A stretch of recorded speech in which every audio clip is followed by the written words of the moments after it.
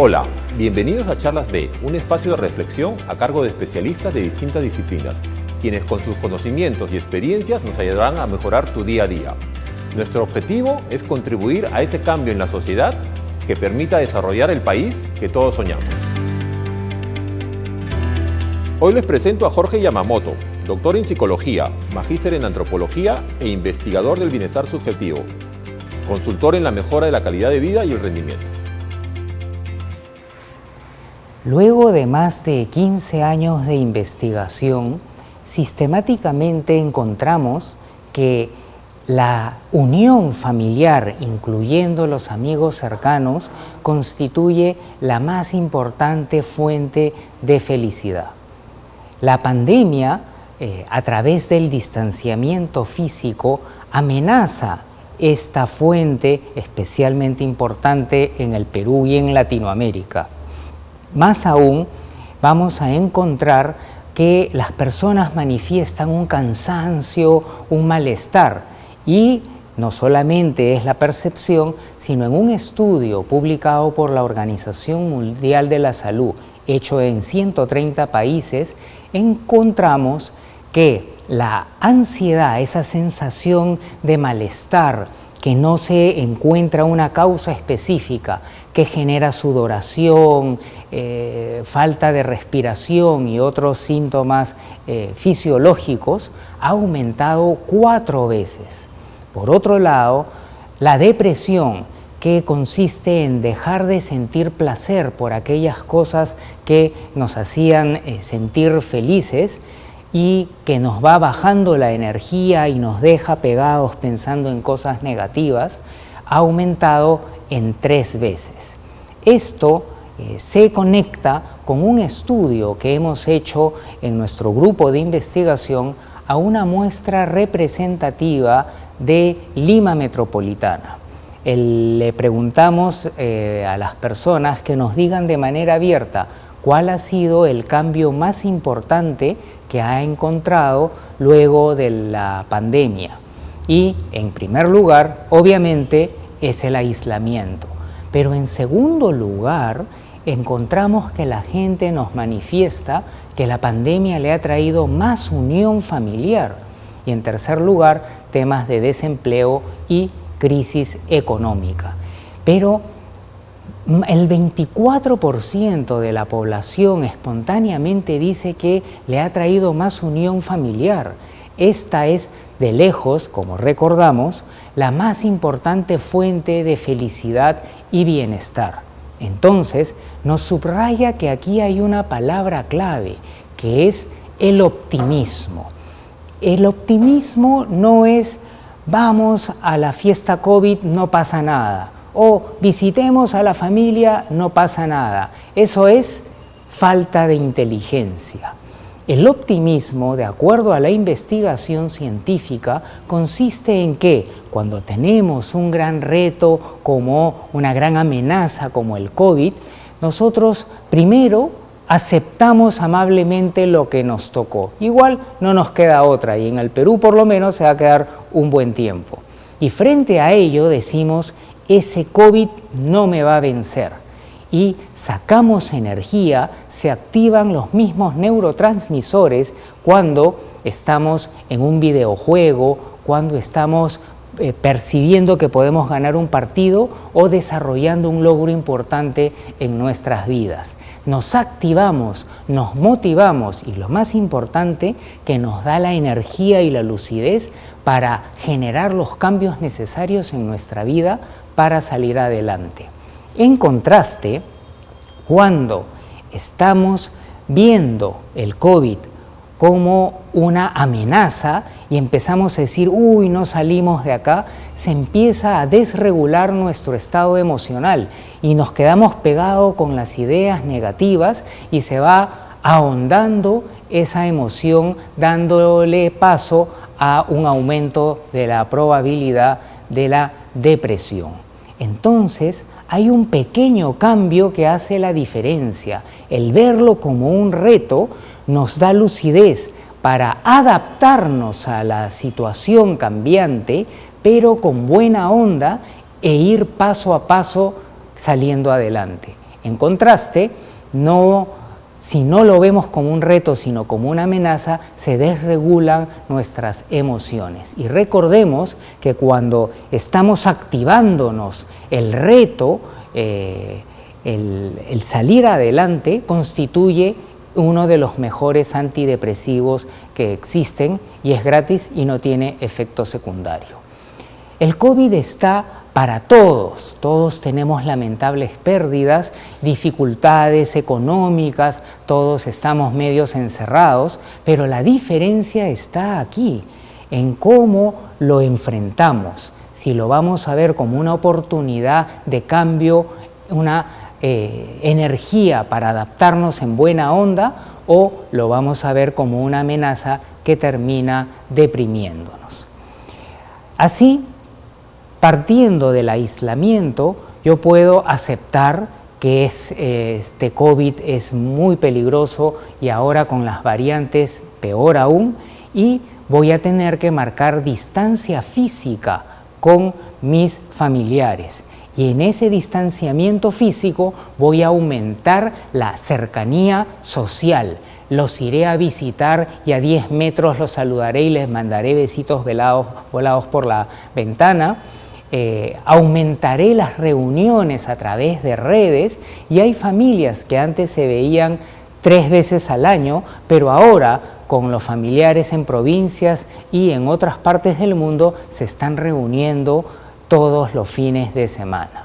Entonces, si estoy en casa con mi familia, voy a obviamente que tener que lidiar con algunas dificultades y problemas, pero a la larga voy a disfrutar ese magnífico tiempo y con calidad, conversando, hablando de valores, y hay muchas familias que se están dando cuenta de cuán poco importante eran las preocupaciones materiales de artículos de lujo, de demostrar a los demás que pueden gastar, y se están centrando en lo más importante, que es la unión familiar, y eso no es poca cosa. En contraste, puedo extrañar a mi familia y decir, ¡ay, qué horrible este COVID!, y no aguanto el extrañarlos, voy y los visito y aumento la probabilidad de que nuestros familiares tomen COVID, tengan problemas con el oxígeno o que puedan lamentablemente pasar a otra vida. También tenemos los problemas económicos. ¿Y qué pasa si yo digo, correcto, esto está complicado, pero voy a salir adelante? Y le doy ese ejemplo a mis hijos, ese ejemplo de lucha y perseverancia, y empiezo a reducir mis gastos, empiezo a ver cómo me recurseo, cómo encuentro negocios alternativos. Y ahora estamos viendo, por ejemplo, que en Colombia aparecen negocios de discotecas virtuales que están creciendo muchísimo, y ya no son solo colombianas, sino van clientes de diferentes partes del mundo. Pequeños negocios de abarrotes se están convirtiendo en tremendas cadenas de distribución a domicilio. Hay grandes oportunidades, el ahorro está aumentando a nivel nacional. O podemos decir, qué complicado esto, echarle la culpa a cuánto empresario político pueda haber y no enfrentar una solución eficaz. Entonces, en suma, la palabra clave es adaptación buena onda. ABO. El COVID nos genera un conflicto, y ese conflicto lo podemos tomar aceptándolo amablemente o negando y seguir con los mismos hábitos ahora suicidas. ¿Esto a qué nos lleva? A un reto activador en vez de una amenaza depresora. Y lo más importante, esto nos lleva a una capacidad de adaptarnos y de salir adelante, pero en buena onda, con buen sentido del humor, salpicando esa energía positiva en vez de una inadaptación negadora y amargada. Y esto, obviamente, va a tener importantes efectos en la salud mental, en el bienestar y en el desarrollo. Ahora los invito a que tomen una hoja de papel, y escriban ahí, número 1, cuál es el principal cambio que les ha traído la pandemia. Número 2, hagan el dibujo y describan cómo ese cambio puede ser visto como un reto. Y no escatimen detalle qué pensamientos, qué emociones y qué acciones caracterizan tomarlo como un reto. Pero también escriban cómo sería tomarlo como una amenaza, qué ideas, qué sentimientos y qué acciones o falta de acciones. Tercer lugar, piensen qué pueden hacer ahora mismo hasta la noche para tomar la ruta del reto activador que lleva a la adaptación buena onda, o qué amenazas tienen para caer en el pesimismo depresor. En la noche, como cuarto paso, evalúen qué tanto han avanzado, y así hayan avanzado un pasito, celébrenlo, porque mañana y pasado mañana seguirán avanzando y nuestro cerebro recordará el placer de haberle ganado al monstruo, haberle dado la vuelta al problema, y ese optimismo se nos quedará pegado no solamente para el COVID, sino para todos los retos de la vida. Finalmente, en la mañana siguiente, recuerden qué cosa tienen que hacer para poder seguir avanzando en el reto activador frente a la amenaza depresora. Esta es una técnica que no les va a costar nada, que es inmune a las mutaciones de los virus que hay y que vienen, y no tienen que guardarla a menos 70 grados centígrados. A continuación vamos a pasar a una fase de diálogo en donde responderemos algunas preguntas muy interesantes.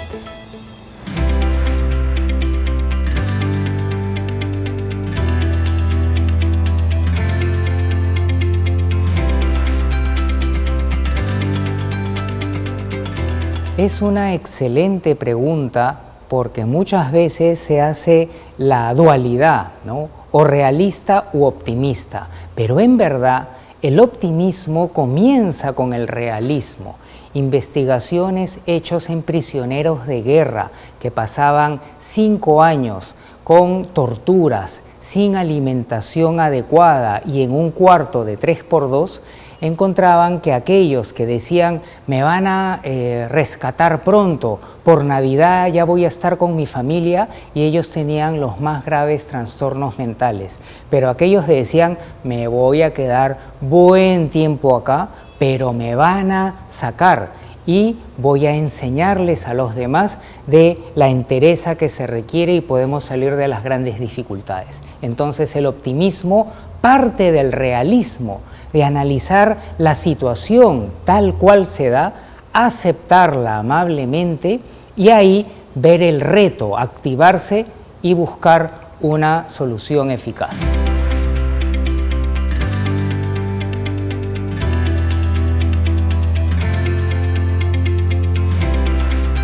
Como todas las cosas importantes en la vida familiar, como los valores, el ejemplo es lo que manda.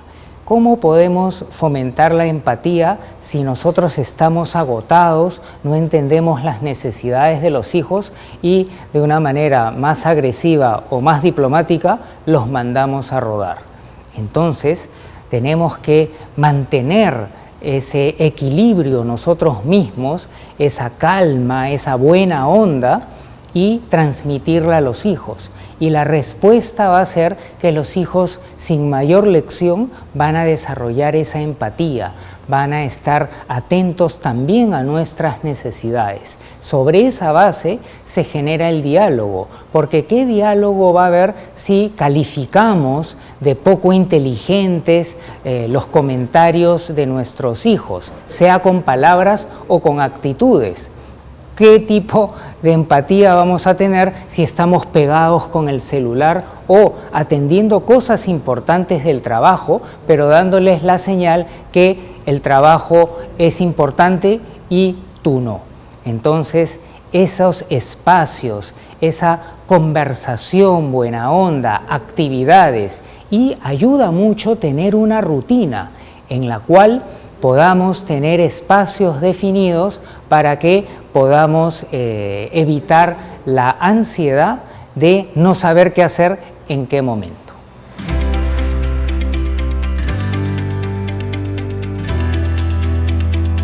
La vida se alimenta de sueños y estos sueños de la vida es como ir por una carretera. De pronto se vuelve una autopista de 3 carriles y podemos ir a gran velocidad. Vía de doble sentido, bajamos la velocidad y a veces hay muchos huecos y hasta tenemos que detenernos y bajarnos del carro para ver si vamos a pasar o tenemos que tirar lampa para poder sobrepasar las dificultades.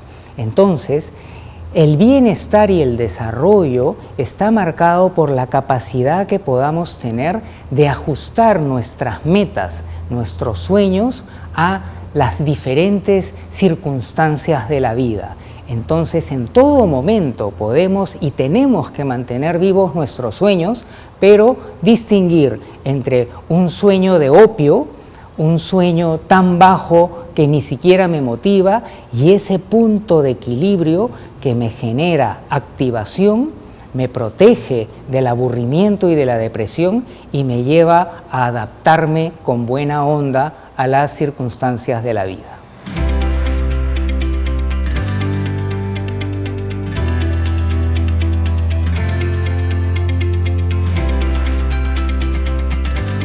Las expectativas tienen que ir adecuándose a las diferentes circunstancias y a veces los cambios se dan en años o en décadas, pero frente al COVID y la pandemia vamos a tener escenarios que van cambiando a veces en 3 meses o a veces en un solo mes.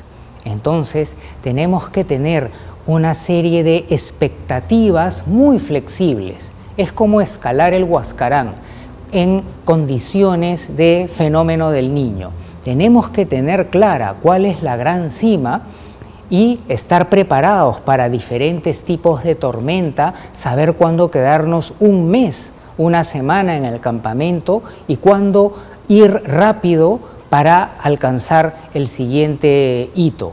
Entonces, la flexibilidad de tener los cambios sobre la marcha, pero tener la gran meta clara, es lo que se asocia con el bienestar y el desarrollo. Gracias por acompañarnos en este episodio de Charlas B. Espero lo hayan disfrutado y los invito a seguirnos en el siguiente capítulo. Un abrazo y síganse cuidando.